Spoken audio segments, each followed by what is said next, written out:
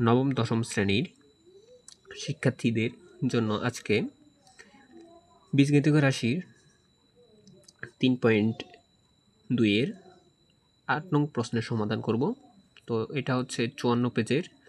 তো 8 নং প্রশ্ন বলা হয়েছে a + b = 3 এবং ab = 2 হলে ক নং প্রশ্ন বলা হয়েছে a² - ab + b²।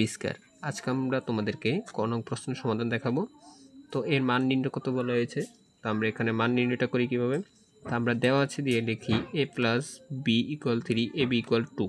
তো আমরা এখানে লিখেছি, এখানে যে মানটা দেওয়া হয়েছে সেটা বসিয়ে দিলাম।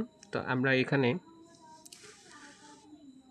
a² এখানে বাড়তি হিসেবে +2ab আর +b² এখানে রেখে দিয়েছি।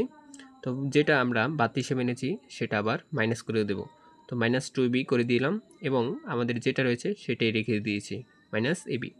তো এখানে দেখো a² + 2ab + b² এটা a + b হোল স্কয়ারের সূত্র হয়ে গেছে। আর এখানে যে কালে মাইনাস জাতীয় দুটোই এক জাতীয় আছে সেজন্য আমরা যোগ করে দিলাম। এখানে 2ab আর ab যোগ করলে হয় 3ab।